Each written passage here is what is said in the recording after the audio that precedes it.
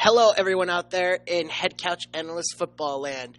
I am your host, Sanders, and as normal, I'm joined by my co-host, Pardue. It's the end of the football season, man. I'm going to ask, how you doing? How you feeling? Fuck you! That's how I feel. Honestly. As a Cardinal fan, we asked for an 8-8 and 9-7 season and to be battling for the final playoff spot. And while starting 6-3 and then finishing 2-5 is a huge letdown, we still technically got what we asked for.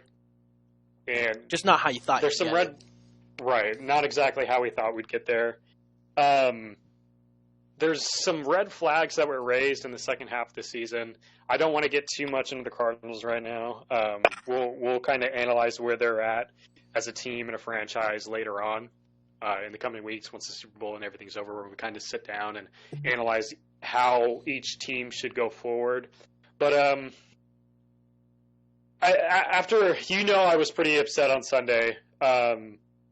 Understandably so. But understandably, I've had like some the week to like calm down and kind of look at it and understand like what's going on. And they've already made some coach firings today. So I'm kind of 1 foot in, 1 foot out. There's a lot of things that I want to see the Cardinals do, but we can get into that later. All right, cool. So y'all don't need to know how I'm doing. I'm riding high. My team finished on a 5-0 streak to end their season, which is exactly what they needed to do to get into the playoffs. I'm a little shocked they're the 5th seed because my season predictions like 4 weeks ago had them being the number 7 or number 6 seed. So the fact that they clinched the number 5 seed, I was surprised by. I also initially on Sunday was upset that the Titans won because I wanted to face the Colts. But the more and more I've analyzed the matchup, I guess spoiler alert on who I'm picking, I actually really like the matchup for Baltimore now. Considering just how different the Titans are from how they were last year and even how they were 4 weeks ago. I mean, there was a point where this Ravens team had a double-digit lead against Tennessee, and I would anticipate that if that happened again, they wouldn't let it go. But I'll get into why on that later. So I'm pretty happy with the matchup we got this Saturday.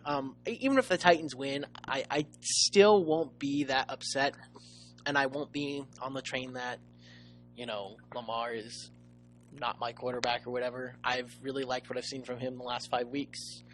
I've liked what I've seen from him in prime time this season. He's actually done relatively well. So, I got no complaints. We're 11-5. Baltimore's an underdog, which is kind of how I like it. I love it when there's more pressure than just going into the game thinking I'm going to win. I like having that unknown. So that's how I feel. Anyways, this week we've got a guest, and we're going to ask him how he's doing too. Sadly enough, this is where the positivity ends and we go back to sadness because we've got Ryan Bootleg Fantasy on our show again. We had him on about 6 months ago. It was in the middle of like lockdowns across the country. It was about 6 or 7 months ago we had him on. We talked about quarterbacks and the quarterback market and how things were going. But now I'm going to ask you, man, how you doing after Week 17 has ended? Well, I think you already know. As a Wentz apologist, it's been a tough year. It's been a tough 6 months since we spoke last. I probably said that Wentz was in the MVP conversation last time we talked. You didn't, but you did say he was going to be a top 10 again.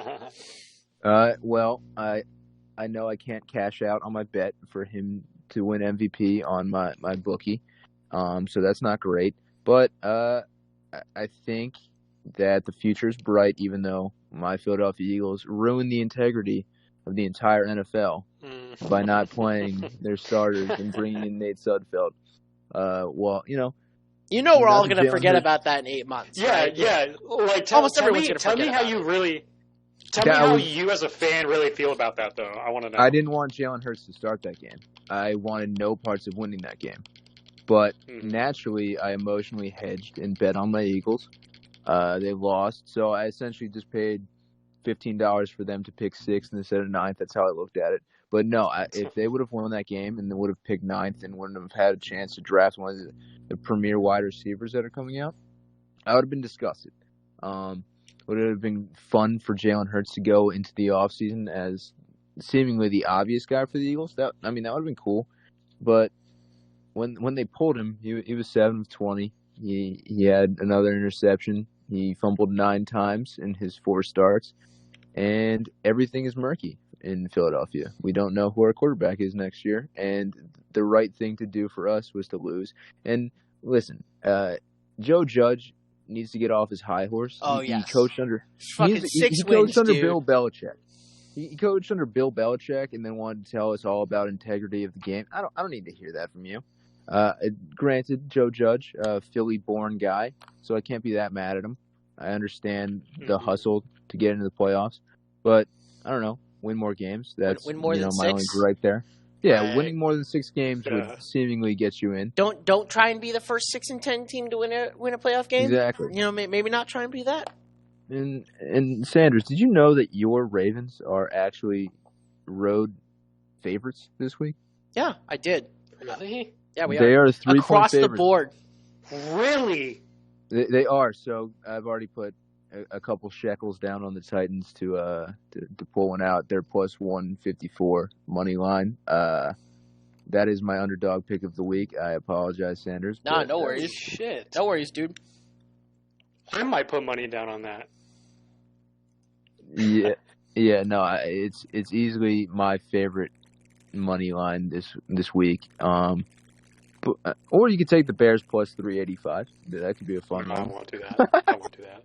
I'm not doing that. I think the pressure to me, even if Josh Allen the had. only interesting one to me, and I feel bad saying that I don't think Sanders Ravens get too deep, because I put $50 on them to win the Super Bowl this year before the season, and that one it feels like it hurts just as bad as the Wentz pick.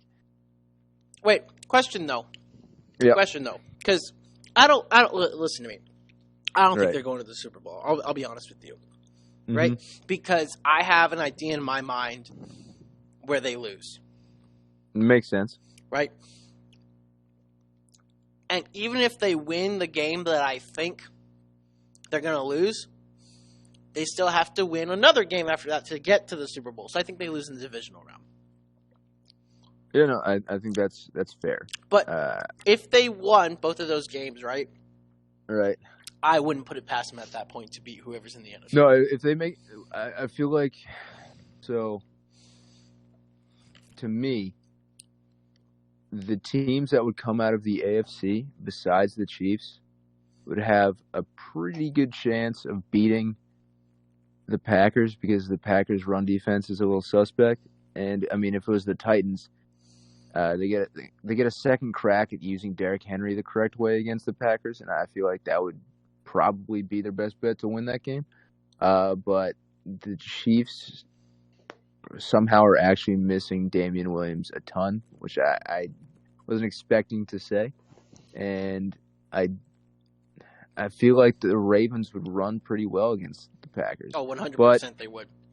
I was betting on your Ravens because I felt like their defense was going to get better, and it seems like they kind of took a half step back. I wouldn't say they're much worse, but I wouldn't say they're better than they were last year. I don't know why. They just don't feel as scary.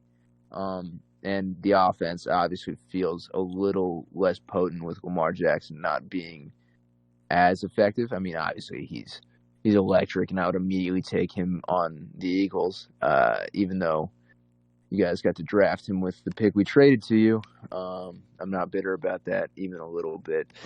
But yeah, Lamar Jackson he's an anomaly. He's a game changer, and he's honestly one of my favorite players to just straight up watch, and he's been tremendous this year. And any type of slander he's received, I don't feel like has been warranted. I think you guys may have the worst wide receiver group in the league. Dude, you're I'm an so Eagles fan. fucking right. Like, I feel like, and unfortunately, you guys thrived with Mark Andrews a lot, and Hayden Hurst was apparently a lot more valuable than I expected him to be. Same here. I didn't expect us to struggle like we did. Yeah, But- it's great that Andrews got healthy, but he was nowhere near as effective this year. So before we keep going on Baltimore, because obviously we can talk about more about this when we get to the Ravens-Titans game, I want to ask you one last question. That $50 bet on Baltimore, how much money would it get you if they still won the Super Bowl? If they won, I think it was plus 650 at the beginning of the year. So, oh dang, yeah, it felt half decent. So I'd go through FanDuel and they did like a promo that it was a max bet of $50 and you get $5 back for every win they had in the regular season. So I tried to pick a team that felt like an obvious 10-win team, and felt like that they were going to at least pay out decent. Like, I wasn't just going to take the Chiefs. Like, I feel like everyone and their mother took the Chiefs.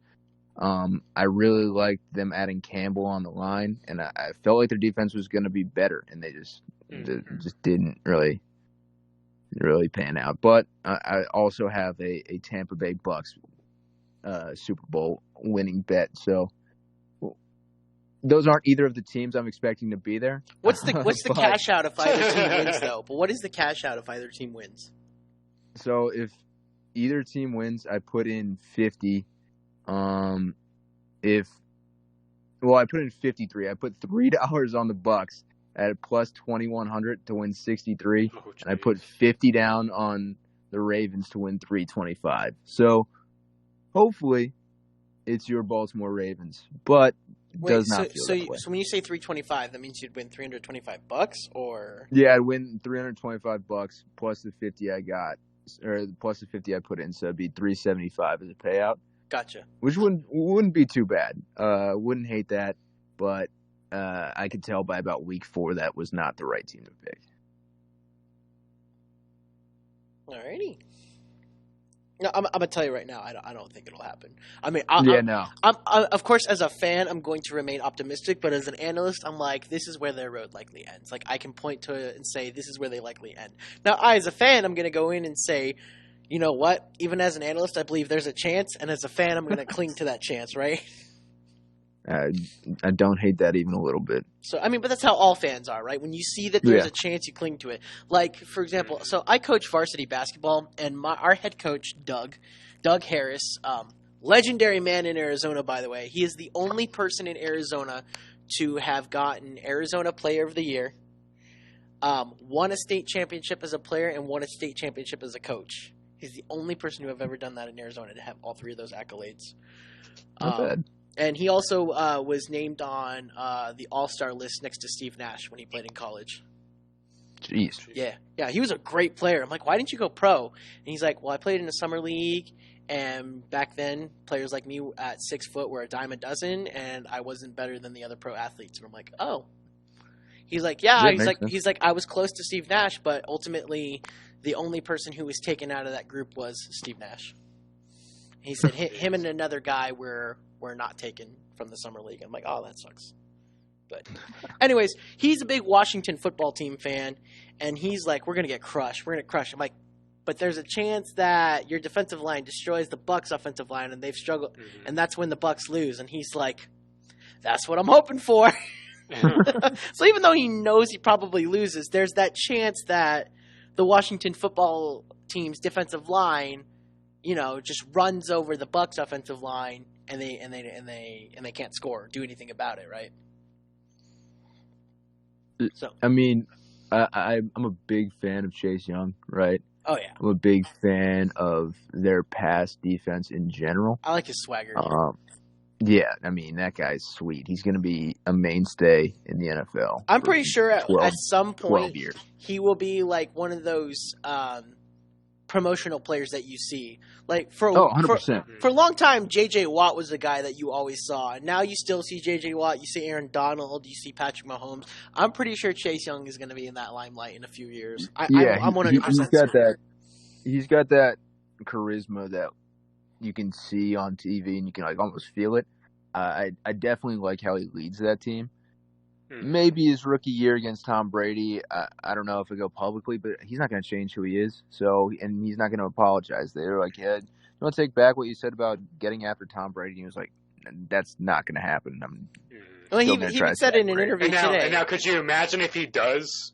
Like, yeah, how much that's going to juice that? Like, no matter what, Old Tasic Old Takes Exposed is going to have a tweet from that game this week. So. Oh yeah, yeah, for sure. And the other thing too is like what I like about it was at first when I heard that I'm like, well, that's not good. But then when I watched him say it, I'm like, oh, he wants to play against the best, right? He's a player who knows he's one of the best and wants to play against the best. And even in the interview today that he had, he's like, a chance to play against the GOAT? He's like, are you kidding me? Of course I want that. I want to play against the GOAT. Bring him on. And I'm like, that's fair. That's called competition. That's called wanting to beat the best, right? As if he as a player views Tom Brady's the best, which he grew up, he's 22 or 21, and he grew up watching Tom Brady. Of course, he's going to look at Tom Brady and say, "Yeah, I want to sack that guy. I want to intercept him. I want to deflect a pass by him. I want to do everything I can to say I beat the GOAT." Right? Mm-hmm. Of course. So, I guess what we're talking about playoff teams. Maybe we should get into the playoffs. That makes sense. Yeah. All right. So on Saturday, we got our first game, and this is probably the only game I don't really have much to say on, to be quite honest with you. And I feel bad because it's the Bills' first playoff game in like 25 years. They're actually going to have fans in the stadium. They're going to have 6,800. And, of course, the governor is going to be one of the ones there. Well, I guess why wouldn't he be? If he's lifting a restriction for it, I would assume he's going to be there. And it's going to be against the Colts. The Colts were the one team I didn't want to see in the playoffs. I wanted to see the Dolphins, not because I thought the Dolphins would have a better shot, but because I just like the Dolphins more in general. I like their team more. Maybe not the quarterback position so much, but overall I like what the Dolphins have to provide. But even then last week we saw the Bills, when they didn't even have to play. They really did not have to play their starters last week. They crushed Miami. And at that point, I was like, maybe it's Indianapolis that deserves to get in. But even then, I watched Indianapolis' game last week and was like, yeah, there's not a ton of fight in this Indianapolis team. They remind me of a first-round exit. Not only do I think the Bills are going to come in here and squash the Colts, first of all, I think that's what's going to happen just on paper. Second of all, this is their first home game in 25 years. I do not see the Bills disappointing their fan base for the first time in 25 years. This is a quarterback who's on fire in Josh Allen. Stephon Diggs is having one of the best years a receiver's ever had on his first year on a team since Brandon Marshall. And the defense has improved quite a bit. There's literally no way the Bills lose this game, I feel. And I kind of feel bad because most of these playoff games, I have some in-depth analysis on each team. But when it comes to the Colts, outside of their defense, I don't have a lot to say.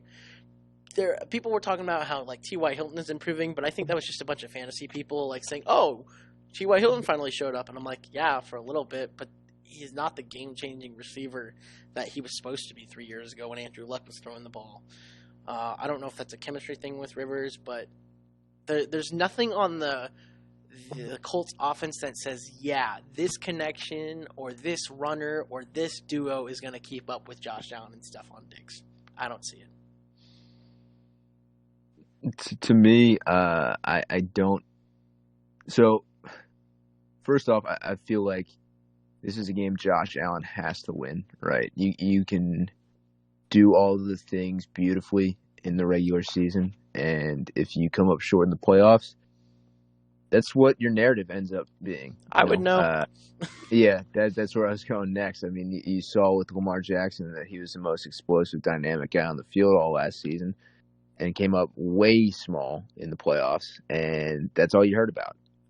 That's not who he is as a player, but those are the jokes Twitter likes to get off, right? It's easy to slander somebody over one game, and for Josh Allen to avoid that, he just needs to win this week, right? I think they do. I really don't love the Colts as a full team, right? Their defense is great. Don't get me wrong.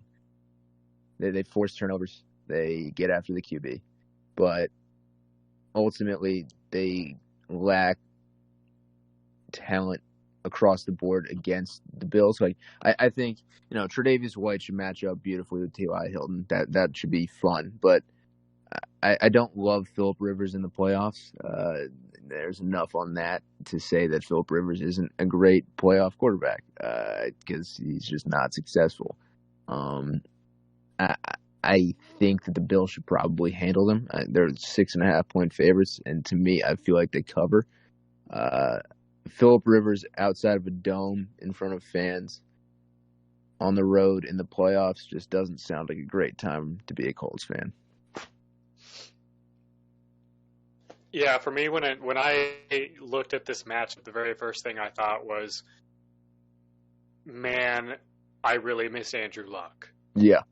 Because that would make this game a must-watch. And now, all NFL playoff games are must-watch, but like if Andrew Luck was in this game, you're in for something that's going to be really special. But unfortunately, Andrew Luck retired, and he's not playing this game. And like you guys have mentioned, this Colts defense is insane. It's a very, very good defense. But the offense lacks consistency and not necessarily a true identity, because I do think they have a good identity. And Jonathan Taylor has really came on in the second half of the season. And it actually ended up finishing as the third leading rusher in the league. But like you said, I don't trust Phillip Rivers to be enough, as you could say, to beat this Bills team.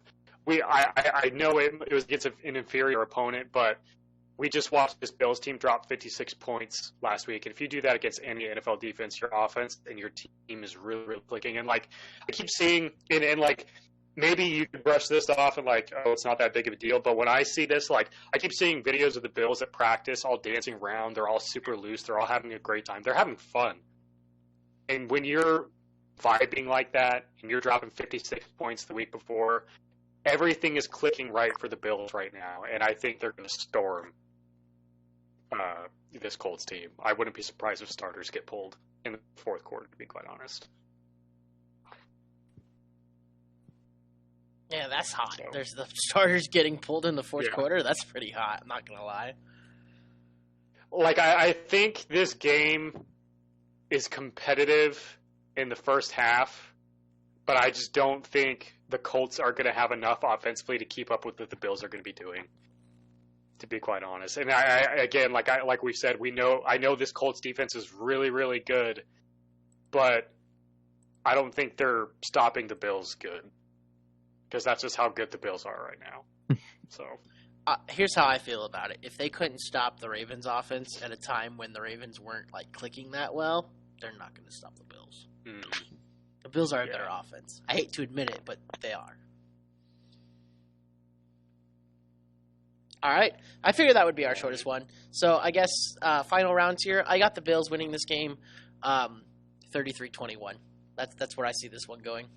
I see the Colts having a fantastic first half because this is a team that likes to play on script. Mm-hmm. But the second half comes around, they never play well. It's like they can't make adjustments, or like they can't continue the script that they had. They just, when a team challenges what their game plan was, they can't seem to change that.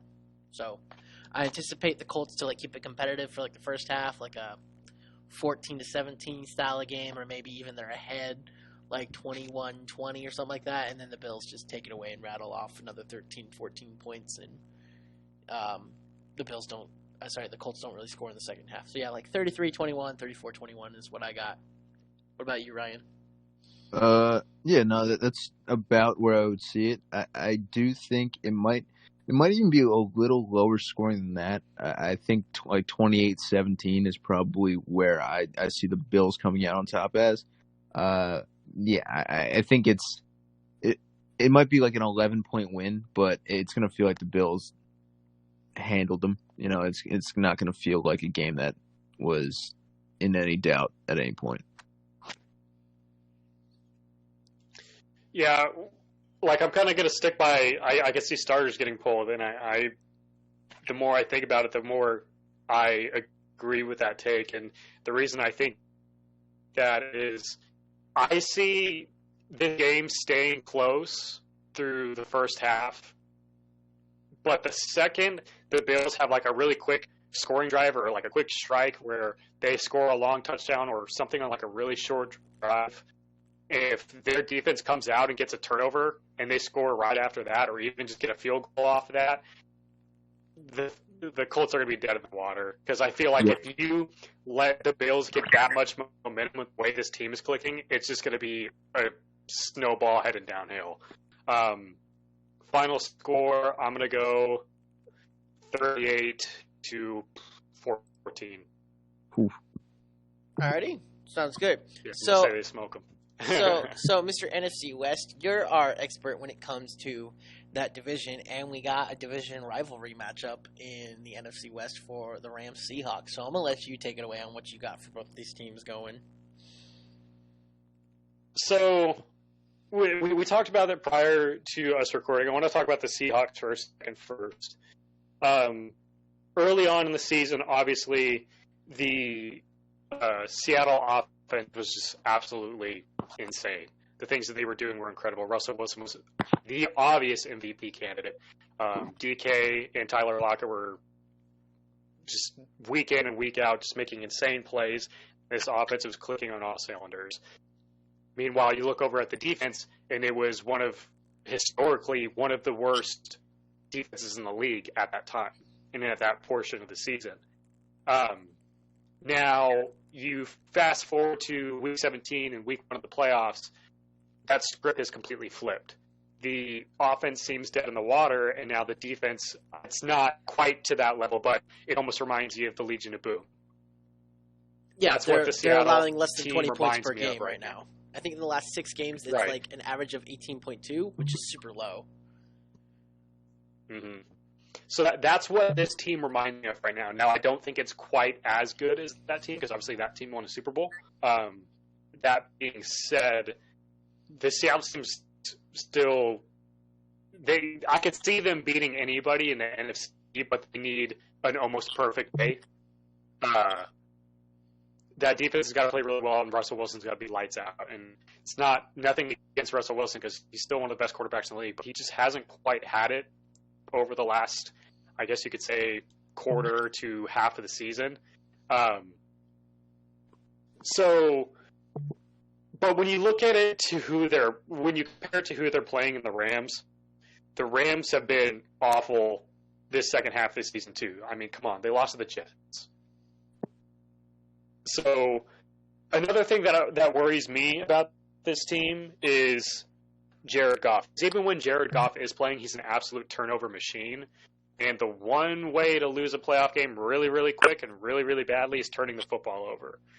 And even if Jared Goff does play or doesn't play, you're going to turn it over to a guy making his second career start on the road in Seattle in the playoffs in John Wolford. And while, it was a nice little story that he won and beat the Cardinals to secure a playoff spot last week, let's also keep in mind, I believe he only put up 6 points offensively because the Rams got a defensive touchdown and a safety. So it's not like he got a lot of production. He had a couple decent drives, but it's not like he was otherworldly. And he was doing it against not an inferior defense. Well, an inferior defense, but it's not like the Cardinals' defense was god-awful. But it's far inferior to the Seattle defense. So if you're going to expect John Wolford to go to Seattle in the playoffs and try and beat that defense, I don't see that happening. And Jared Goff's a turnover machine. We saw what Jared Goff did against his defense before he broke his thumb. So I think this spells pretty significant doom for the Rams here. So I'll leave my score prediction for you guys to, give your thoughts. But yeah, I don't see the Rams, putting up much of a fight in this game either. Yeah, I mean, you touched on it with Goff and Wofford. If Goff's hand is bad, and we'll see it on the 12K camera, I'm sure that they'll have in the stadium, he's going to be a mess trying to throw the ball. He's not – I think he's at his max kind of output as a quarterback. The offense completely pulls the max out of him, and they seemingly aren't clicking. And it's weird because they've slowly declined as an offense over the last 3 years.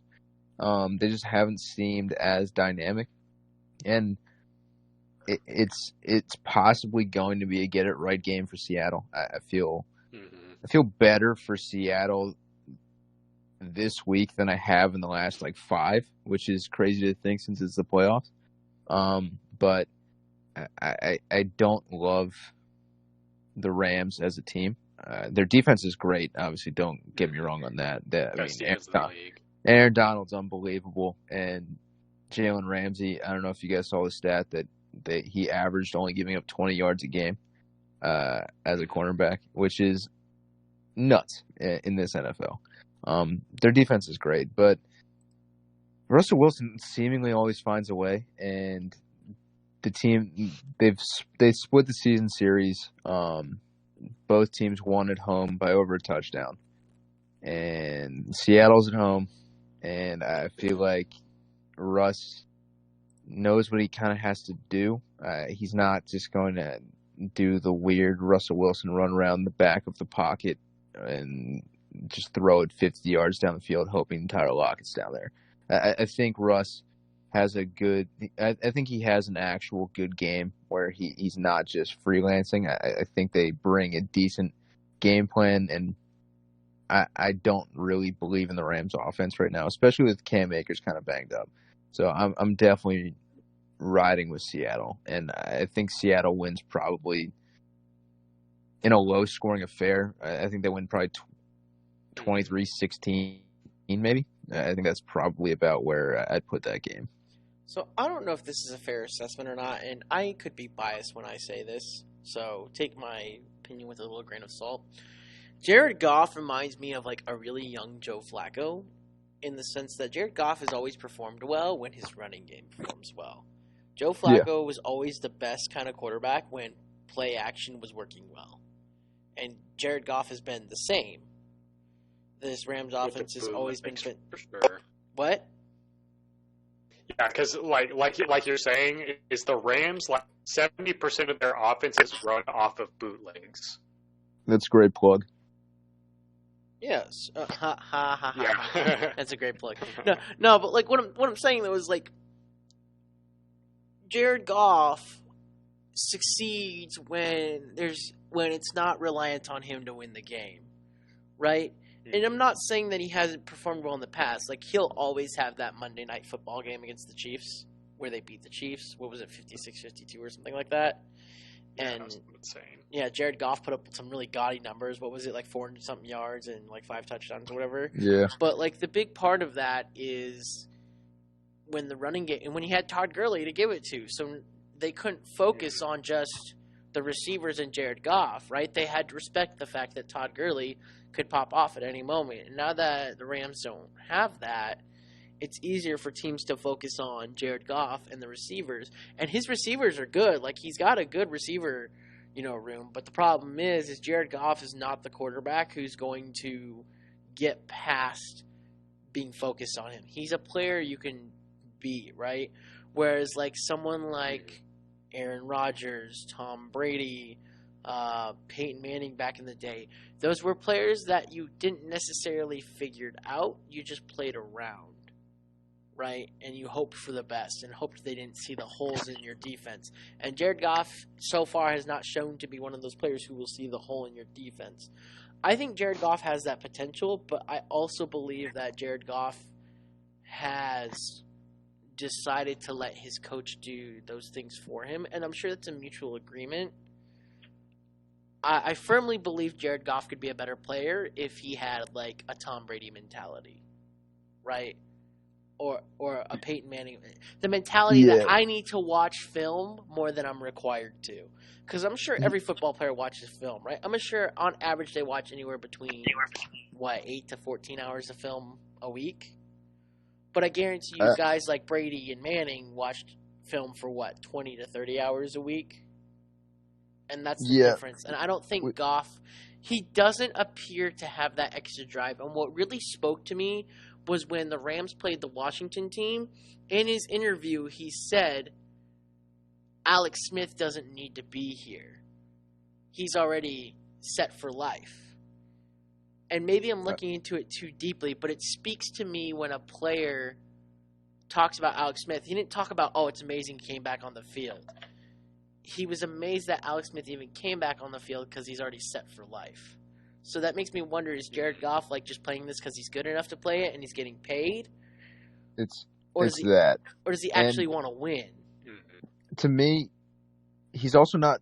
To me, he's not a bright individual. I forget what the exact quote was in Hard Knocks, where he wasn't fully grasping how the sun sets. I forget what the quote was, but it was something like he thought it just like went straight up and down, and like he didn't get that like the sun set like east and west. He just didn't understand how that worked. Yeah, that's something you need to at least look up. He's just not a bright human. So even to me, I don't think mentally he's got the next drive. I don't think even if he wanted to put in that time, he doesn't have that God-given ability to read and react. And unfortunately, I think Sean McVay knows that. And McVay obviously has that because, he loves reciting to you the backup long snapper on every team. It's just like his weird flex that he likes doing. So he just does it for himself and for Jared Goff. I don't think it's all up there for Jared. If I remember correctly, they made like a metaphor about the sun rising and sunset, right? And he had no idea what the metaphor was because he didn't know it rised in the east and set in the west. Yeah. Are you serious, dude? Like, serious. I can't believe this is the first time I'm hearing this. Yeah, it was on Hard Knocks. Like he said it on Hard Knocks. I've never watched Hard Knocks actually. I've watched the All or Nothing series, but I've never watched Hard Knocks. I don't have HBO. So. Oh no, it's bad. You're immediately going like any brain capacity you thought Jared Goff had. You're just gonna like knock it in half after you hear this. Oh man, that's funny. It's kind of hilarious if you ask me. But anyway, so as for my actual like analysis on this, I was speaking about Jared Goff because I don't think he's good enough to win against a defense that's going to shut him down. I do think this is going to be a defensive battle. I think it's going to be low scoring. I've got like a 20-14 tab on this, where the Rams score like a defensive touchdown and one offensive touchdown, and it's probably the most boring game of the weekend. I don't think Russ is going to cook either. I think they're just going to score like their 20 points to win the game, and that's kind of it. I think the defense does better in this case. I don't believe in this Seahawks offense anymore like I used to. Like I was really high on DK Metcalf at one point in the year, really high on Russell Wilson, loved Chris Carson, and I've really cooled down on that over the last several weeks. They're just not they're not running over teams like they used to with Chris Carson. DK Metcalf is no longer looking like a top 5 receiver like he was. Like definitely top 10, but not the world beater that he was looking like before. And I think they win this game because they beat an inferior opponent, but I'm not optimistic about Seattle going forward unless they somehow find the offense from the first 6 weeks and combine that with the defense of the last 5 weeks. So yeah, I got like a 2014 tab on this. Yeah, I mean that's pretty much where I'm at. I mean it's going to be a classic divisional rival game where it's going to be a grinder. There's probably going to be a turnover or two that changes the flow of the game, and based on that, that's why I'm going with the Seahawks. I think the Rams are more likely to turn the ball over with Jared Goff. So those are my thoughts, and I'm sticking to it. Yeah, for me, this isn't going to be a very entertaining game. If you like defense, I mean, I like defense. I like watching defensive battles, so I think I'll get a kick out of this game because we're going to watch the number 1 defense in the NFL. And I played corner when I played football, so I like watching defense. But we're going to watch a really good. What are you talking about? The only reason I said, by the way, fun fact: did you know there's not been a white cornerback since 2002? They should hit me up. Wasn't he on the Cardinals or was he on the Seahawks? No, I'm pretty. Oh, he was on the Patriots. I thought he was on. The last white cornerback was on the Patriots from like 2002. I can picture him because I picture him on like NFL Street, but I forget But anyways, continue. I think for my pick, I'm gonna go Seahawks here, 20-10. I think the Rams' only chance of really scoring a touchdown is on a short field against this defense right now. Because even if Jared Goff is playing, I think he'll be limited due to that injury. And John Wolford, he struggled to put up points against the Cardinals defense the week before. So, I'm gonna go Seattle, 20-10. Alrighty, what's your score, Ryan? What did I say? 23-16? Yeah, 23-16 Seattle. Right. Speaking of Seattle, by the way, you were right. It was Jason Sehorn of Seattle. It was 2003. Beautiful. I thought it was the Patriots quarterback from 2002, but you were right. It is 2003. I'm all over my Seahawks knowledge, and it was right during the Seahawks part of the segment, so beautiful. Hell yeah, brother. All right, so the next one, believe it or not, so this is the game that Al Michaels and Chris Collinsworth are going to do. This is the Sunday Night Football game, which doesn't make sense to me because we do have an actual Sunday Night Football game, but they're not broadcasting Sunday Night. That's really? So weird. They're supposed to be broadcasting. That is weird. The Buccaneers-Washington game, if I remember correctly, because when they were talking about Washington Eagles, right, they talked about how their next game that they were I don't know if you guys still watch after the game is over, but they'll always preview the next Sunday night game that they're going to cover. Yeah. And they were talking about the Buccaneers and Washington. They weren't talking about the Steelers and Interesting. Browns. That is weird. So maybe tell me if I'm a liar otherwise, but I'm pretty sure this is the one where, for NBC, this is where Al Michaels and Chris Collinsworth are doing it. And I believe the Browns-Steelers one is going to be Mike Tirico and Tony Dungy, if I remember correctly. I don't hate that. I don't hate that either, because they're, all four of those guys are part of the NBC broadcast and whatnot. But yeah. Anyways, not the point I was getting at. I just thought it was kind of interesting how they're the Sunday Night Football duo and they're not doing the Sunday night playoff game. Oh, it's super weird. Anyways, so believe it or not, I believe this Washington team actually has a better chance to beat the Bucks than the Colts do the Bills.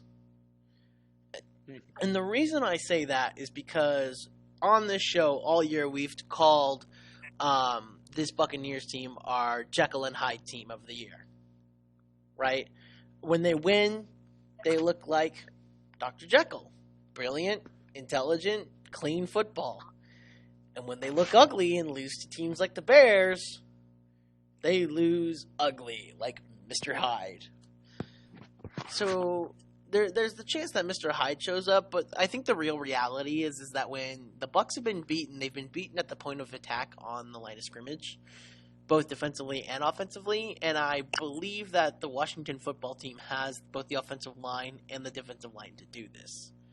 Now, I'm not picking the Washington team to do it, but if on Saturday night the ending scores that Washington is ahead of the Buccaneers, count me as not shocked, because the formula is there and the matchup is there for Washington to take advantage of it. It just depends on if the Bucs come in with a better game plan than the Washington football team or not. I really like Chase Young. I really like Terry McLaurin. I think Alex Smith doesn't turn over the ball often. He's had a meh season when he's played, but he's better than Haskins and he's better than Allen. And this team has shown that when they get decent quarterback play, the team plays all right. So I give them a shot. I really do. But overall, I don't think the offense is explosive enough to keep up with the Bucs. And I don't think Tom Brady is going to overlook this defensive line. I think he's going to try and find a way to expose it. I think he's going to try and find a way to get the ball out quickly. I think it's going to remind me of the 2015 Patriots, which was when I think Brady had one of the worst offensive lines that we've ever seen in the last decade. But the amount of time he got the ball out of his hands was, I think, in 1.2 seconds on average. It was just a quick throw, get it out type of thing. And I imagine he'll go for a similar or they will go for a similar style of game plan. Now, of course, Bruce Arians could totally wreck me and say, nah, deep ball, because that's what we're doing, and that's what Bruce Arians likes. But I don't anticipate that happening. I feel like Brady and Arians will work together, and they'll say, hey, they're going to get to us, and we need to get the ball out of our hands quick. And you can do that with Antonio Brown, Mike Evans, Gronkowski. Like, they've got the players to do it. So I've got the Bucs winning this game. What about you guys? Yeah, I mean, I think the Bucs handle business. There's a lot of feel-good stories for Washington, right? I love the feel-good stories. Big fan of those. They're just an inferior team. There's a lot of guys that have been there already for the Bucs, and that's very important. I love Chase Young. We talked about it before we started recording about how much we all really enjoy Chase Young as a player, as a personality, as a leader. But Tom Brady, man, I understand he's on the road. I understand how good the Washington defense has been, but they were 7-9. They were 7-9 for a reason. We were getting told about the Eagles' integrity, how they sat their starters against Washington. Washington couldn't put away the Eagles, and I'm going to tell you right now that the Bucs would have blown the doors off the Eagles, and it's a great feel-good story that Washington's there. Like, I feel great for Ron Rivera. He should win Coach of the Year. They should rename the Comeback Player of the Year trophy after Alex Smith. Yeah, this is where their stop ends. They've got a great pass defense. They've got one of the best stopping air attack defenses in the league. Ronald Darby has been a return to his Buffalo Ronald Darby, and he's been a very good cornerback. There's too much weapon for the Bucs. Antonio Brown, in the games he started, he would have finished as the wide receiver 2 overall if you extrapolate over 16 games. As he returns to Antonio Brown actual arc of a career, that offense is going to click, and they're going to have an interesting matchup in the next round once they beat Washington. But yeah, no, this is going to be a steamrolling, in my opinion. I don't see this game being that close. It's nice that it's Washington there, but I think Tom, after his great last month, it's going to be, I don't know, 35. We'll go 35-17. We'll Washington at least sniff scoring half the points. Yeah, that's where I would expect it to end up. Yeah, for me, when I'm looking at this matchup, the Washington football team as a team is superior in one spot compared to the Buccaneers, and it's a really good spot to be because it could completely wreck a game plan, and it's defensive line, obviously. The only way I see Washington winning this football game is if Chase Young and company just absolutely ruin Tom Brady's day, sack him 5, 6, 7, 8 times, get a couple interceptions off of it, get a couple fumbles off of it, and give that offense short fields. I was talking about it with Sanders earlier because we were talking about what Washington, because I don't want to get too into this because it's just rumors right now, but just the Deshaun Watson requesting a trade rumor, like we thought, oh, well, maybe Washington would be, a good place for Deshaun Watson. Because they're a quarterback away. Because this team's a quarterback away, and from being really, really dangerous, to be quite honest. But with that being said, Alex Smith, he's good for maybe 2 or 3 scoring drives a game, and you better hope that's enough for this team. And the defense has got to do the rest of the work. But with Tom Brady and all the weapons he has on the other side with Mike Evans, Godwin, AB, Gronk, Rojo, even Leonard Fournette in spurts, it sounds like too much for the Washington football team. And maybe Washington keeps it close for a little while just because their defense is that good. But like I just said, that offense is good for maybe 2 or 3 scoring drives, like good scoring drives a game, and that just won't be enough in the end. I got a final score of, let's say, I'll go 28-14.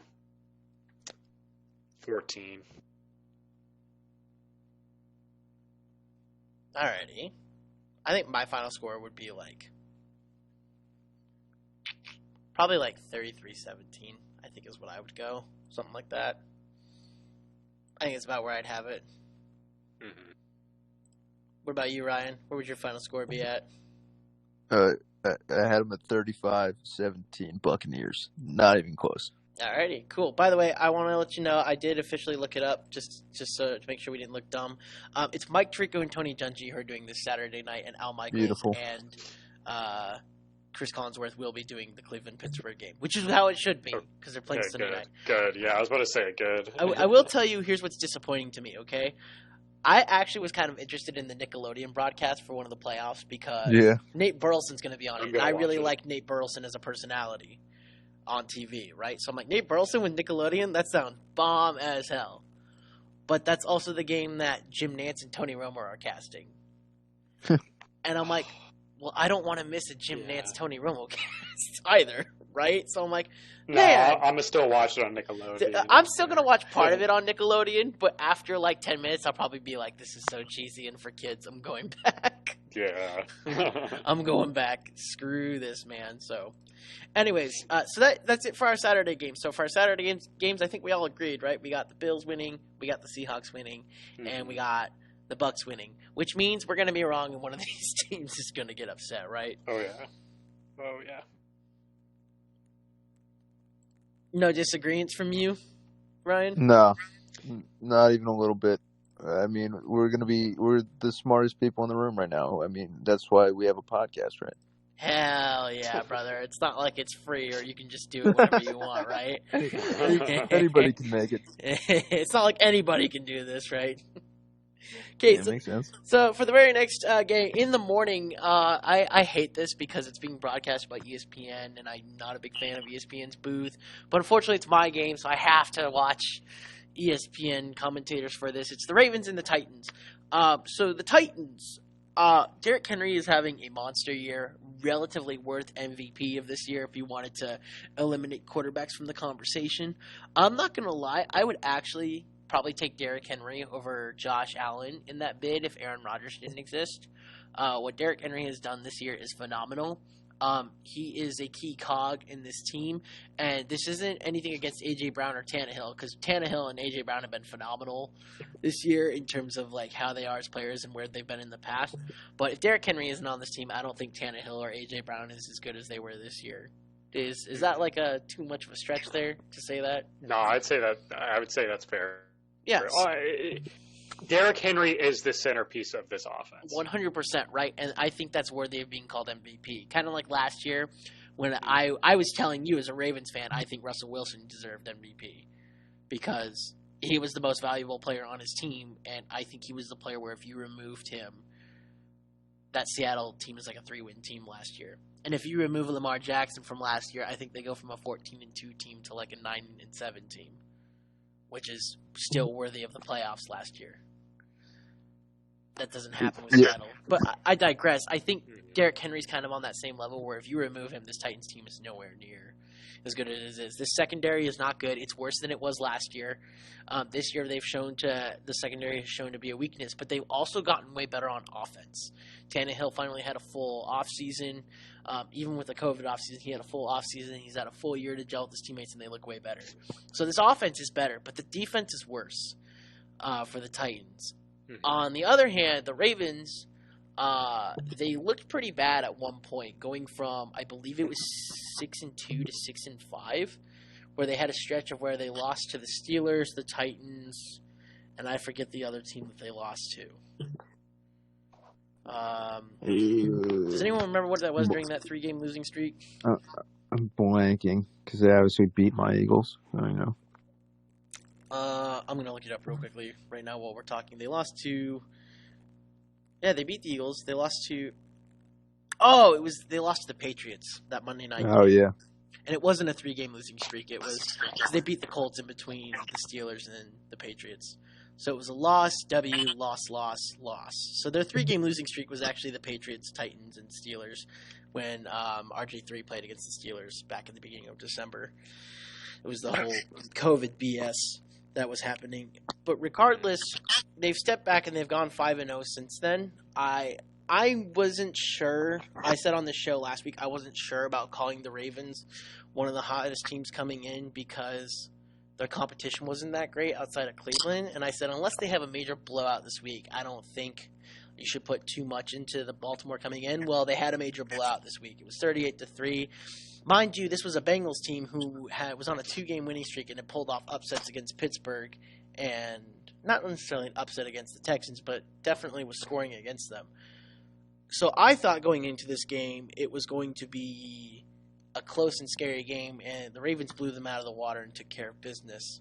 I don't expect them to blow Tennessee out either, but what I do anticipate is what happened last year was Derrick Henry beat them, and Derrick Henry beat them again this year. But the Ravens traded a 5th-round pick for Calais Campbell because they said Calais Campbell's going to take care of this. We can't have a guy like Derrick Henry beat us. And Calais Campbell was not playing in that game 6 weeks ago when they played against the Titans. So the guy they traded for to take care of that kind of situation was not there when it happened. Now Calais Campbell will be there. I don't think Yannick Ngakoue's been great, but he has certainly stepped up in the last few weeks. And I probably sounding like a homer when I say this too. Antonio, the passing game has stepped up when I expected it not to. 3 weeks ago, I was super down on this passing game, and I'm like, there's no way we win a playoff game. This passing game is bad. We rely solely on the running game. This ain't happening. But now that the Ravens' defense is healthy again, Marcus Peters is actually playing again, Calais Campbell's playing again, and the Ravens' receivers aren't dropping passes anymore, I don't think this Titans defense is actually going to do its job like it did the last 2 games. And I firmly believe this is actually going to be a very high-scoring affair. This is the number 1 offense in the Titans. I don't know if they're still the number 1 offense now. They were 2 weeks ago. This is a top 3 offense playing against the number 1 rushing offense in the league. I 100% think this is going to be a high-flying game. And I personally actually believe that Baltimore is actually going to win this game this Saturday. Or this Sunday morning. I mean, I love it for you. We also talked about how the Ravens are 3-point favorites on the road. Don't love that. Don't love that they're favorites. Isn't it 3.5? Which isn't that big of a deal, but I thought it was 3.5 was what I saw from the Vegas odds. Yeah, but typically you get 3 points for being the home team. So they're essentially saying that's like a huge deal. So like a neutral field, they think the Ravens are 6 points better, and I don't know, man. I just feel like touchdown. That doesn't feel like that big of a. In terms of betting odds, it's kind of a big deal. Yeah, for betting, it's pretty big since they're on the road, and you know, I don't know, man. I think that the Ravens offensively just haven't clicked as much as I wanted them to. I mean, I talked about my $50 bet on them. I was expecting them to kind of pick up where they were last year. And Lamar Jackson has a single rushing attempt inside the 5-yard line. Did you know that? That he's got one. I did. He got a single rushing attempt inside the 5-yard line. They typically either give it to J.K. Dobbins or they throw the ball. Or Gus Edwards. Yeah, Gus Edwards. Don't get me wrong.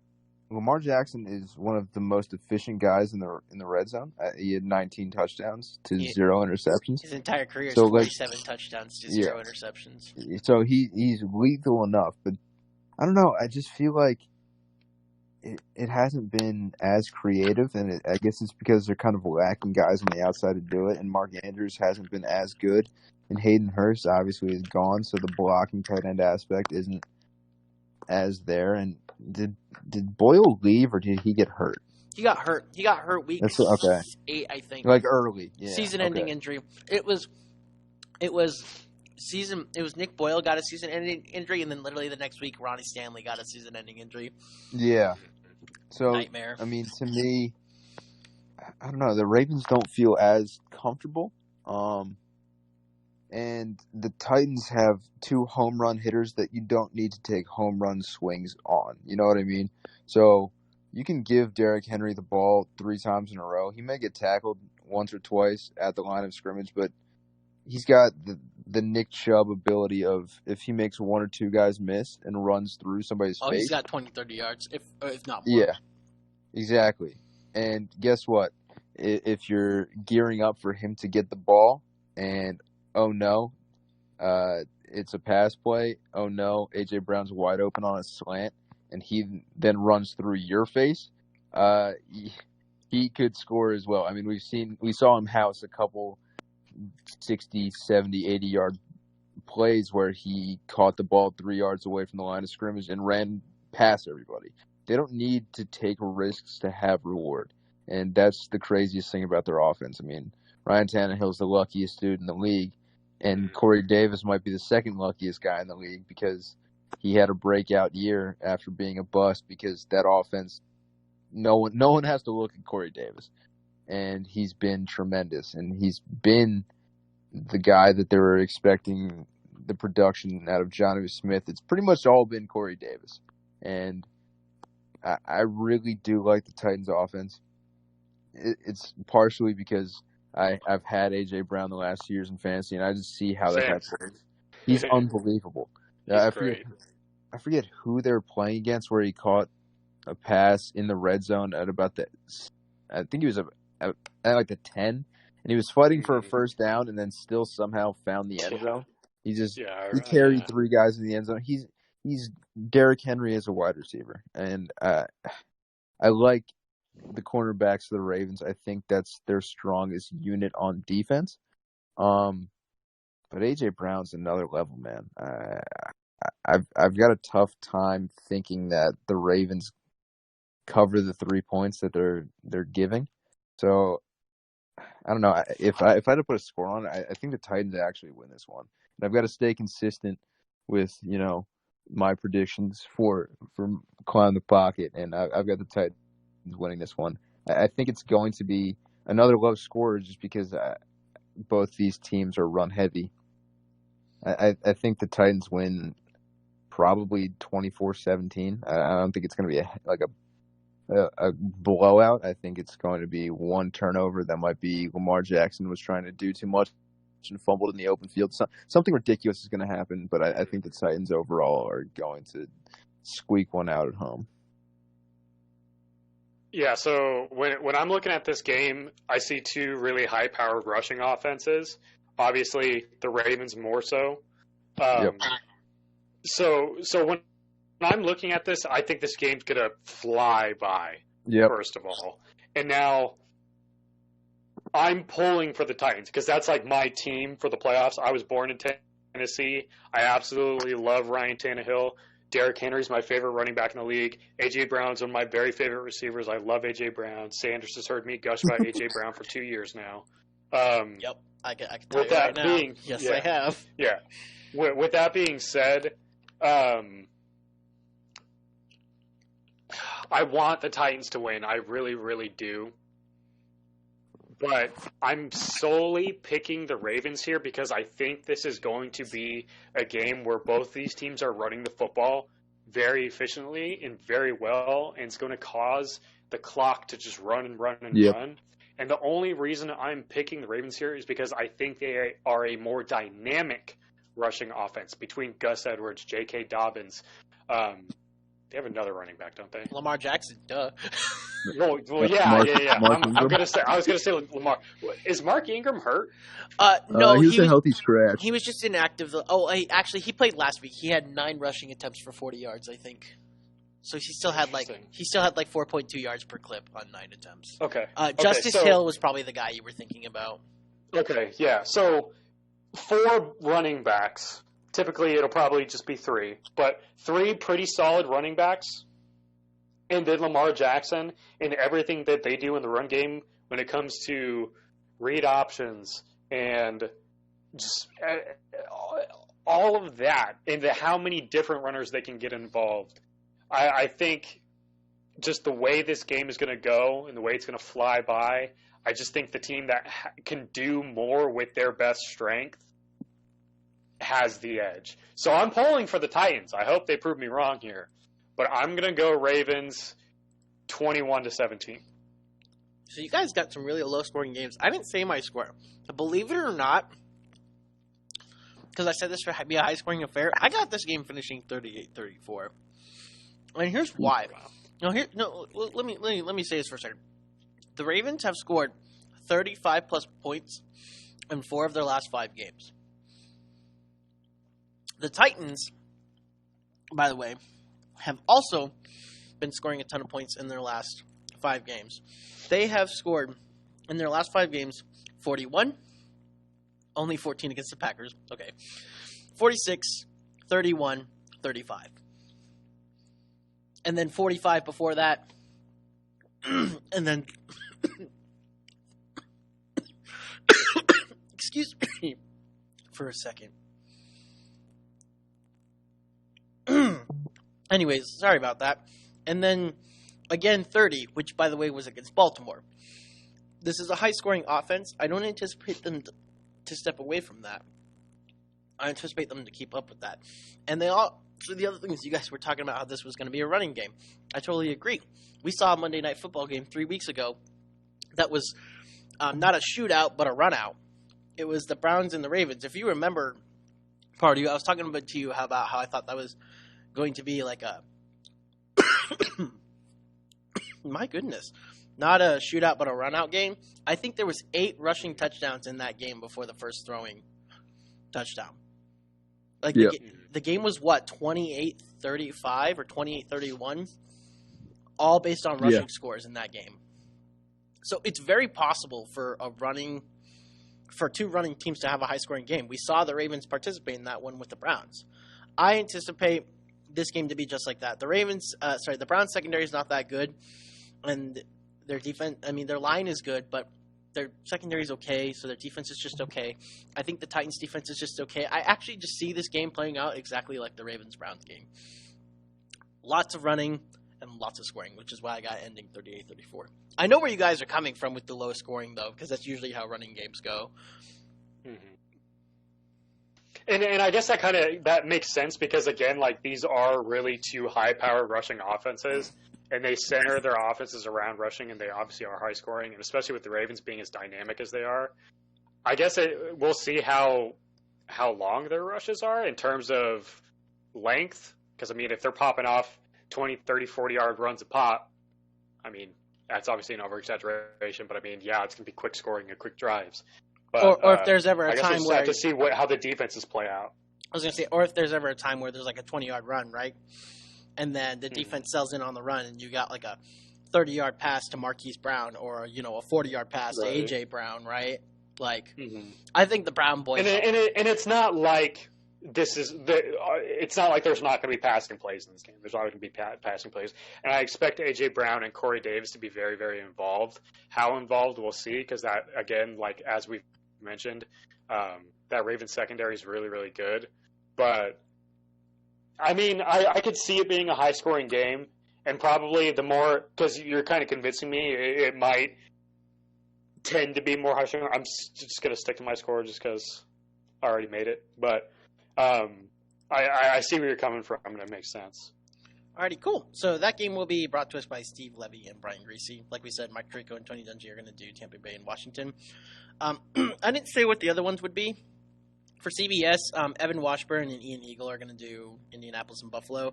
And if you want to avoid the Rams-Seattle game, if we already think it's going to be boring, this is also going to be the Joe Buck-Troy Aikman game. So, beautiful. Hey. It's going to be... That one's not on Nickelodeon. Yeah, it's a shame that's not the one in Nickelodeon. I agree, dude. I will wholesomely agree. Speaking of the one that's going to be a Nickelodeon, that is going to be the Chicago Bears in New Orleans.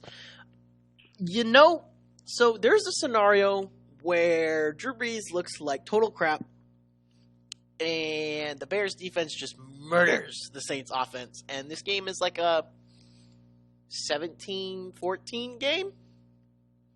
There's a scenario where that happens. 100%. I'm down to see heartbroken Saints fans, man. You know how I feel about them. So. Yeah, I'm all in on heartbroken Saints fans, but I don't know if this scenario happens. Yeah, I don't think it does on either. This planet. I don't think so either. Yeah, I'm not going to touch on this game too much, just because I don't think it's going to be close. I feel bad for Trubisky. I don't think I don't see the Bears winning this game. It's in New Orleans. I don't think that there's going to be any issue for Breeze this week. It's going to be his final ride off into the sunset playoff. No, it's not happening. I think the Saints win handedly. I think they win by 10. I think if the Bears get lucky, they score 21 points. I love David Montgomery, but the Saints have one of the best run defenses in the league.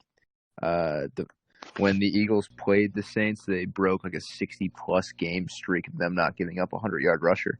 Mm-hmm. And they gave up 2 that game. They did, and I don't see them giving up a 100-yard rusher this week. As I love David Montgomery, he's slow as molasses, and he's not running away from anybody. Like Miles Sanders got lucky enough to, and it's going to be a 31-21 game for the Saints, and that's really all I have to say about that. I mean, you've got Lattimore on Allen Robinson, and then what? You got Darnell Jimmy Mooney. Graham's come into his own.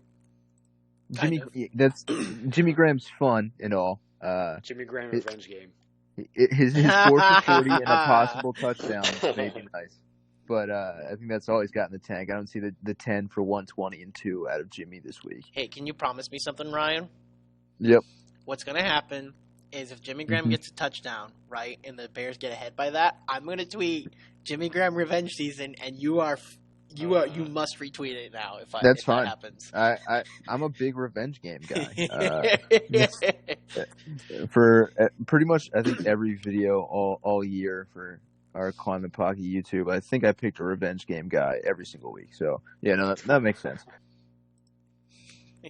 I don't think it's going to happen, but so if I may partake on my thoughts on this game. So I'd love to see heartbroken Saints fans. I really, really would. I really don't like Saints fans. I really don't like this Saints team. That being said, I think it's going to be tough. I really love this Bears defense. I think it's really, really good. And I think they might actually do a pretty decent job on this Saints defense. One thing that I'm interested to see is how involved Alvin Kamara is going to be. Because he's not practicing yet. He is still practicing, quote, from home. So we'll see how active he is on game day if he still can go. I'm pretty sure he has tested negative now, but he's still got to, go through the protocol, so that's why he's not in the facility yet. But so we'll see how active Alvin Kamara is. I could imagine that he probably won't be a 100% full go. And I mean, they still got Latavius Murray, who's a decent, number 2 guy.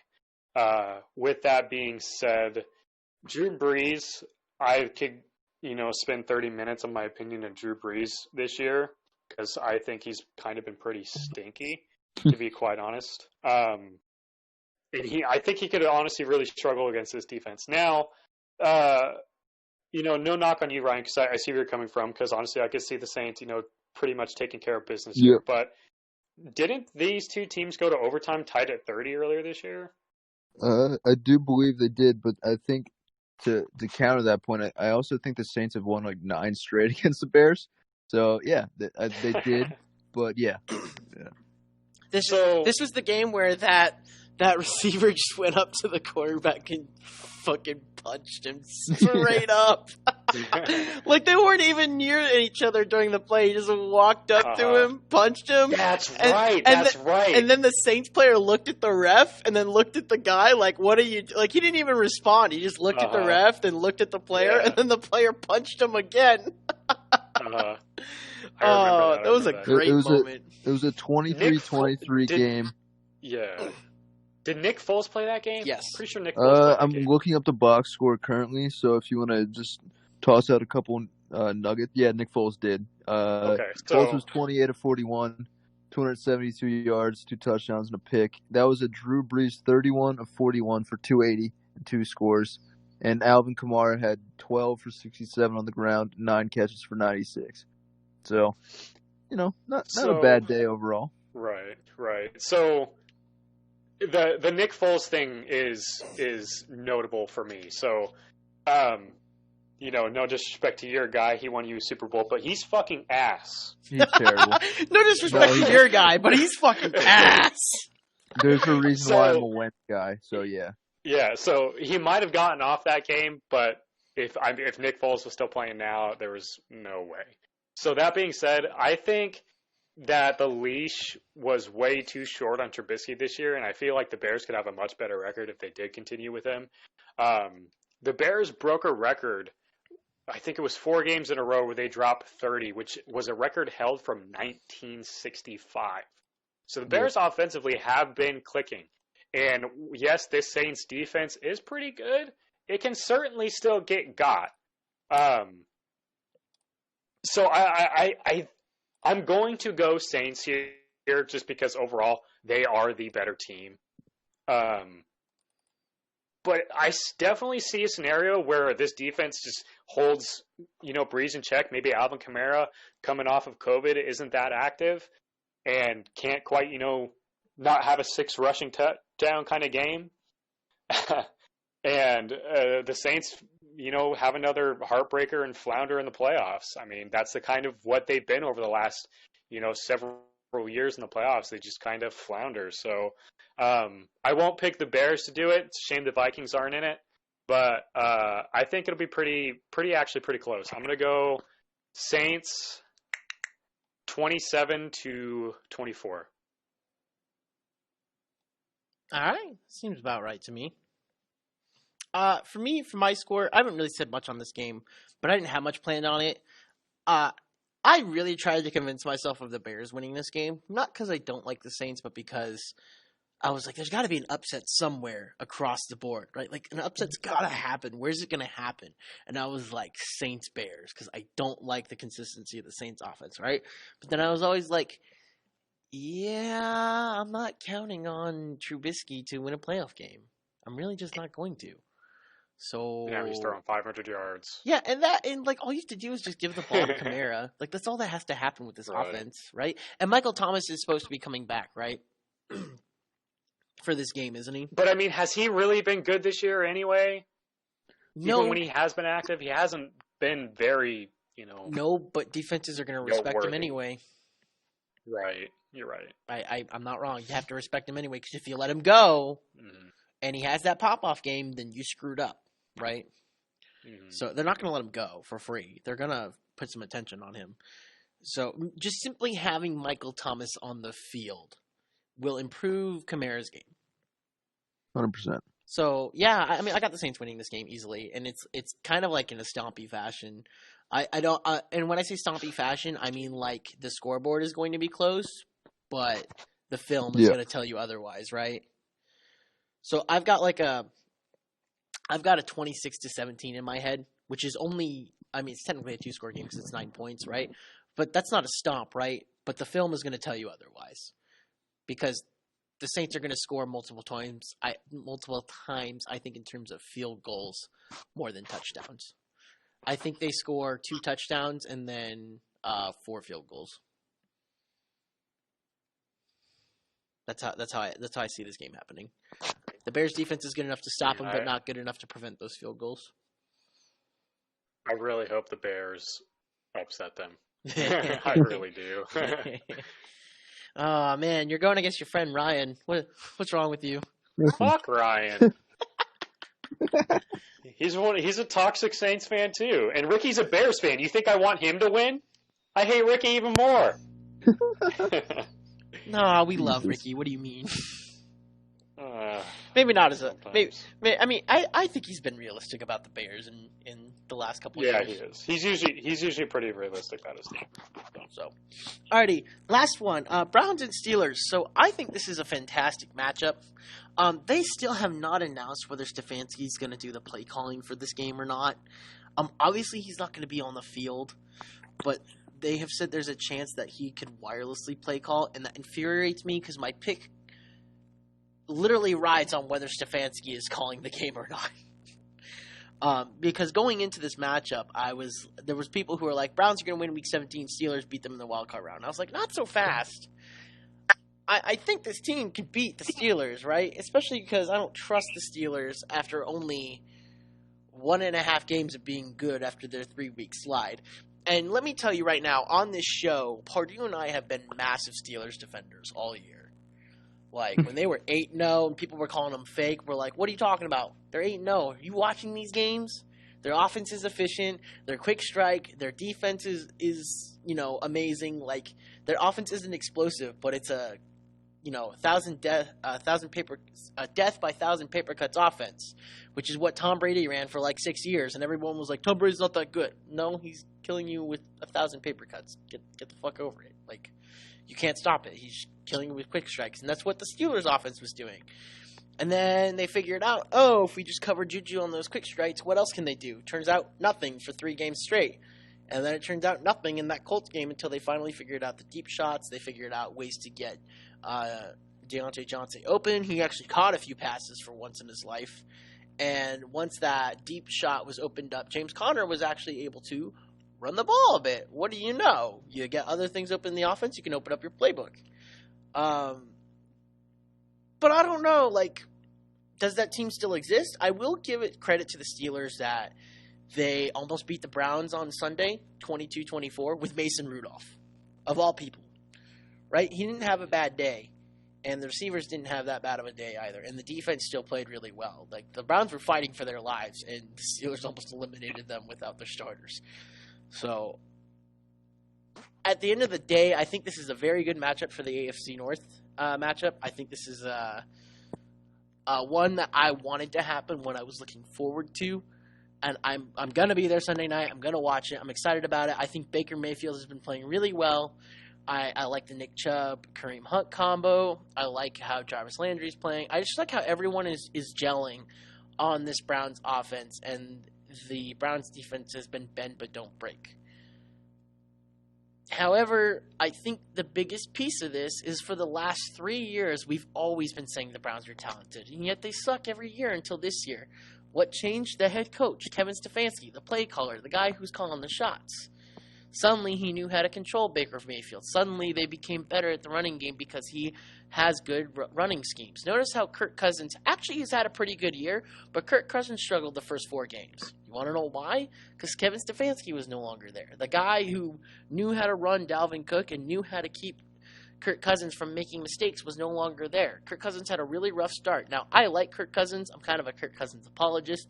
And if you not only look at the stats, but also watch the games, Kirk Cousins really improved down the stretch. It's just their defense really sucked this year. But Kevin... Sorry, go on. I like the optimism. I do, right? So hold on. Let me finish, though. Yeah. So Kevin Stefanski, for me, is the key in this, but because he's not going to be on the sideline, and if I hear that he's still going to be making the play calls, then I might still lean towards the Browns here. But because Kevin Stefanski is not going to be on the sideline, and I don't think he's going to be calling the play calls, this is a Steelers team who, by the way, was 11-0 at one point, came back and kicked the Colts' ass. I should remind you, literally kicked ass. It was 21 straight unanswered points. This defense is monstrous. It's a Mike Tomlin coach team, and Mike Tomlin is a fantastic coach. And they're in Pittsburgh. I'm picking Pittsburgh to win this game. I want the Browns to do well. I've been rooting for them. I loved the Kevin Stefanski hire, but unfortunately, the one thing I truly loved about the Browns this year is not going to be there on Sunday night. Yeah, I mean, Stefanski not being there, to even just feel out how the game is going, how his players are reacting, is going to be tough, right? He was also there in Week 6 when the Steelers slapped around the Browns for a 38-7 spot. And James Conner ran 20 times for 100 yards. And the Steelers didn't have Deontay Johnson. The Browns didn't have Nick Chubb, which Nick Chubb is probably the second Well, I think Nick Chubb's the best pure running back. I understand people saying Derrick Henry, but Derrick Henry is just, if you put a Mack truck and put Kevlar all over it and then throw it between an offensive line. I think, like, pure runner, I think Nick Chubb's the best pure runner in the NFL. So them having him for this game is going to be huge. But I don't know. The Browns seem to be happy to be in the playoffs, right? And to me, that's good enough for them. And the way that they reacted to get into the playoffs, not like it was expected, but it was something that like was almost an end goal for them. It is always concerning to me when a team acts like it was the greatest game of all time. They're usually in for a letdown. To be fair, they hadn't been in 18 years. That's kind of something you want to celebrate, right? For sure. But there's a lot of emotion that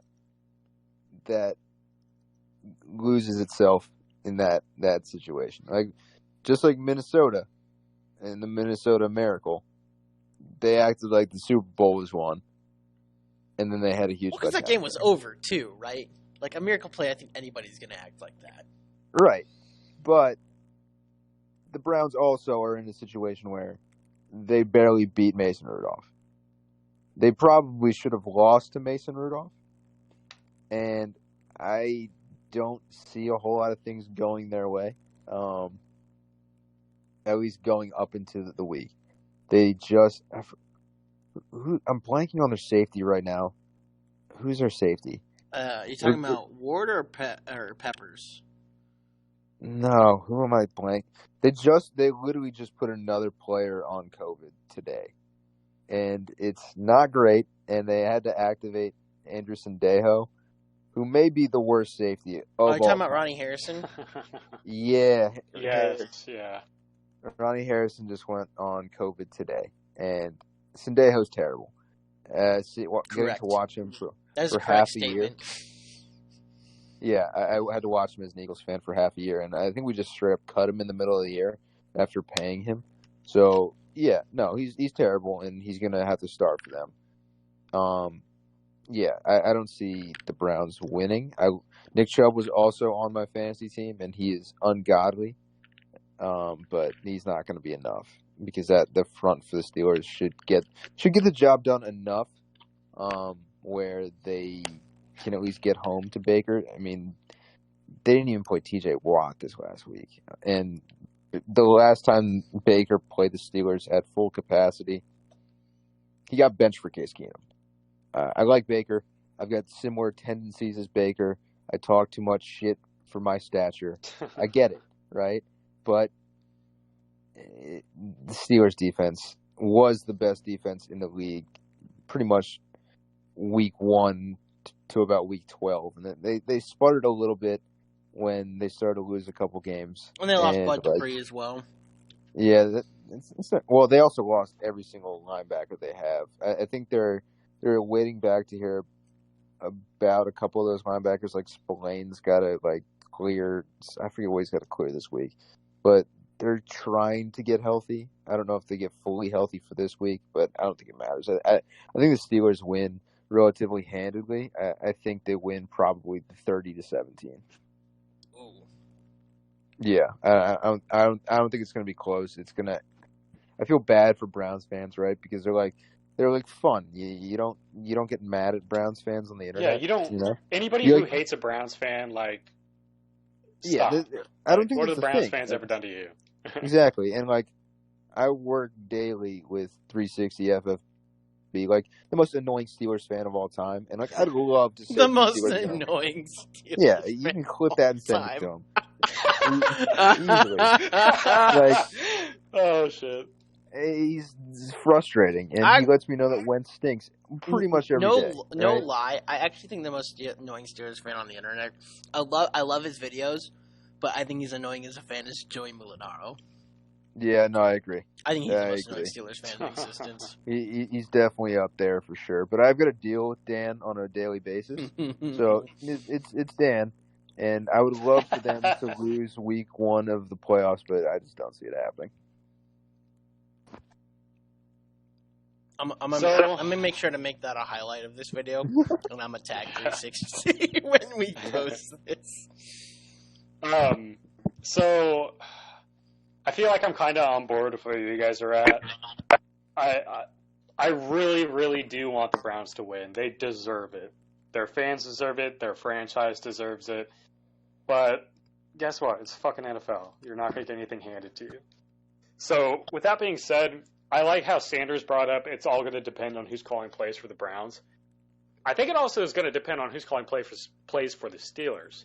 Because we even heard Big Ben say, he's like, yeah, I started calling plays at the half of the Colts game, and I guess we came back. So maybe Big Ben needs to be calling plays again. So I think with this Browns defense, missing Ronnie Harrison's really going to hurt them. And Andrew Sendejo going to be their starter is not ideal.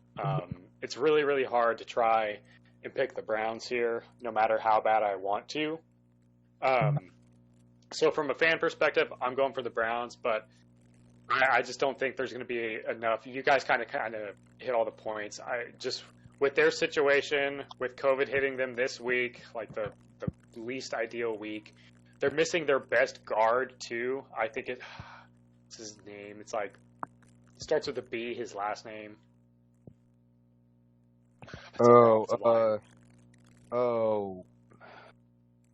Yeah, I can picture him. Yeah. So they're missing their starting guard. Yeah. So go Browns, but I'm not picking them to win. I'm going to go Steelers. Let's say 26-17. I'll win by 9. Yeah, I actually got this game much closer than you guys. I actually got this being like a down and dirty AFC North matchup. And I got this game going like 24-23. Not even lying. Like I think this game is gonna be close. I mean, I'm here for it. I want the Browns to win. but of course, I got Pittsburgh winning. Right. Yeah. But I got them winning close. Alrighty, so that pretty much ends our Super Wildcard weekend is what they're calling it right now. I don't know why. This is how it's permanently going to be. It's not like this is a one-year thing. Right. It's not like it's special. Yeah, so, 6 playoff games is kind of nice, though. And, fun fact, we also get a college football championship the following Monday night. So, we get, hopefully, 7 stellar games for that entire 3-day span. That'd be nice, wouldn't it? But, knowing how the NFL... Yeah, well, the Browns are playing, so... not the Browns. The Bears are playing, so... I was going to say, knowing how the NFL works, the Rams and Seahawks might be boring, the Bears and Saints might be boring, and considering how good Alabama is, they'll probably root Ohio State, but who really knows? I'm going to watch all 7 games, though, and I'm going to hope for some great outcomes and shocking outcomes, right? That's always what playoff football is about and what makes it so fun. So, is there anything else we got to say on this? I'm good. Question for you guys before we leave. Since we're at an hour and a half and we usually go a little bit over that. Which one of these do you think we're going to be wrong about? Because all of us agreed on everything. Which one are we going to be wrong about? Which one are we most likely to be wrong about? We didn't agree on Ravens-Titans, but... Yeah. If I had to... Maybe the Bills, if Josh Allen has a clunker. I don't think he will. I think the one we're most likely to be wrong about is probably Buccaneers Washington. I can't get over the fact that Tampa Bay has had those games where they just look like nothing against teams that punch them in the mouth. And if this Washington team... Not in the last month, they haven't. Not in the last month, no. No, they haven't, but nobody's punched them in the mouth either. Yeah. They haven't let anyone punch them in the mouth. So, and you could say Falcons, but it's the Falcons. LMAO. Yeah, exactly. I think, for me, the one that we're most likely to get wrong is honestly Bears and Saints. You think so?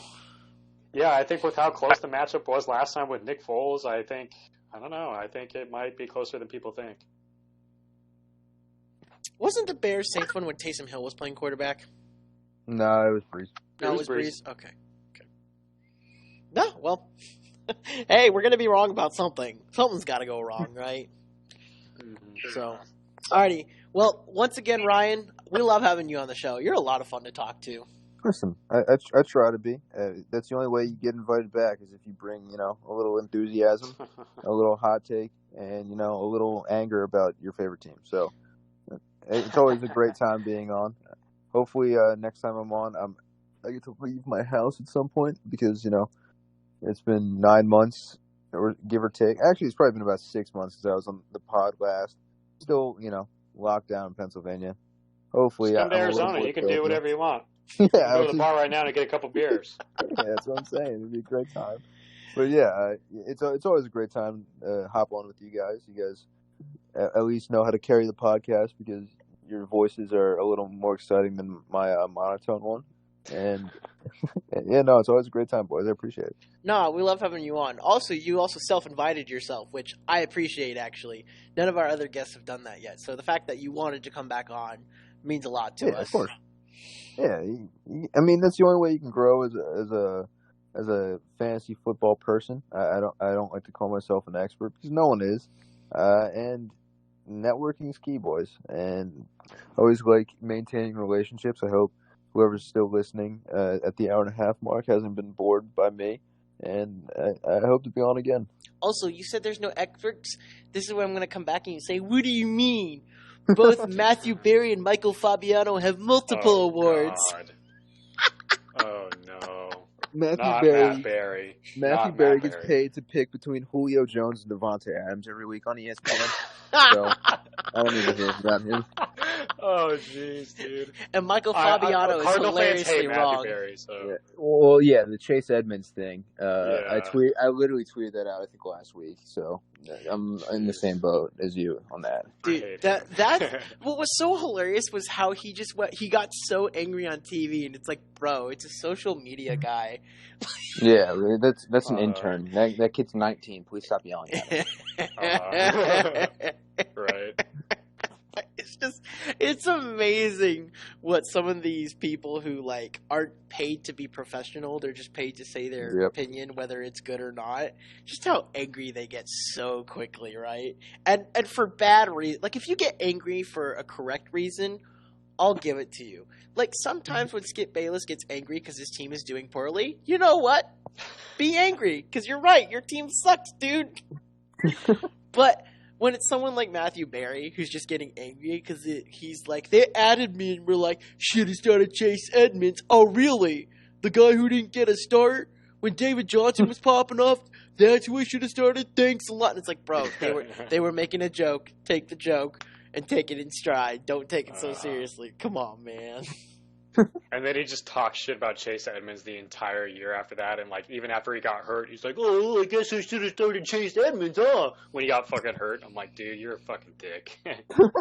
I remember when I think David Johnson had one more pop-off game that year, and he commented on it, and I'm like, "Should have started David Johnson." I'm sure he didn't see it, but man, people like that. But you bootleg Ryan. Ryan, you're pretty chill. You're always fun to have on. Nothing you ever say either on Twitter or on this show I've never sat there and been like, well, that's unrealistic.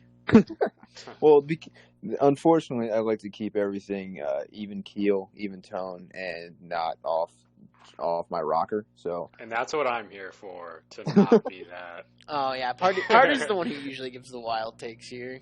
I give the hot shit, but I mean, some of it usually it's all pretty good. Usually it's really hot, but it's usually pretty good. Usually there's a decent thing behind it. But saying the Chiefs aren't going to make it to the AFC Championship game is hot, but also there's a scenario where they lose in the divisional, right? Maybe. They could lose. They could lose to Pittsburgh or Baltimore. They technically could lose that game. You're not wrong. It's possible for them to lose to Pittsburgh or Baltimore. Am I going to pick Pittsburgh or Baltimore to win that game? No. But I could envision them beating the Chiefs. Tell you. Oh, one last thing before we actually go. The people who I think is going to make it all the way to the Super Bowl, because the Wildcard round hasn't started yet. I got the Bills and Packers making it. I think the Packers are the best team in the NFC, and I'm pretty sure no one's stopping the Bills at this point. The Bills have as people like to meme and joke about it, because fucking Colin Cowherd says it all the time. The Bills are a Hail Mary away from being 9-0 in their last night. He says it like every week. So yeah, he does. Yeah, so people make jokes, but he's not wrong, right? They're a Hail Mary away from Hail Mary. God, I just said that. They're a Hail Mary away from being 9-0. Hail Mary, yes sir. So. I'm hurting you. I honestly believe that. And the last time they played the Chiefs, they are not the same team they were back then. I think the Bills beat the Chiefs. So, yeah, Bills-Packers is my Super Bowl going in. Yeah, I'm also going Bills-Packers. Basically, just like what you just said, the Packers are the best team in the NFC. They're the class of the NFC. And I'd have a very, very difficult time picking any team to go into Lambeau in January and picking them to go out and win. Yeah. And in terms of the AFC, the Bills are they're clicking on all, they're firing on all cylinders, and they're a team that is having fun. And when a team is loose and having fun in January, good luck. Yeah, so I'm gonna go Bills Packers. I mean, for me, I'm going chalk. I got to go Chiefs Packers. You already touched on the Pack. They're going to be nasty. Aaron Rodgers' revenge tour of beating Tom Brady and beating Drew Brees and matching up with the protege, Pat Mahomes, in the Super Bowl feels like the perfect way for him to end his NFL MVP, a Super Bowl, and a Super Bowl MVP. So those are my two. So he wants the State Farm Bowl is what he's telling us. 100%. Don't call it the Super Bowl. Oh, could you imagine State Farm treat it like creaming themselves? Yeah, dude, treat it like a college bowl game. Call it the State Farm Bowl. Oh, it's going to be sweet. I mean, literally, if it happened though, literally State Farm would look at them. They would literally be jerking themselves off. They'd be like, "We did the right decisions. We got the right people." Oh, easily. Can't wait. Anyways, so that's going to be it from us. We hope you all had a wonderful time listening to us. Again, Bootleg, thanks so much for coming on. You can follow him at Bootleg Fantasy, which I'm sure most of you are already following him anyway. You can follow us at HC Analysts. You can follow me at HCJC Sanders. And you can follow Pardue at HC_Pardue. If your team is playing this weekend, like mine is, hey, I hope your team wins unless you're a Tennessee Titans fan. Sorry. And if your team isn't playing this postseason, well, as we always say, there's always next year. Thanks for listening, and we'll see you guys next week.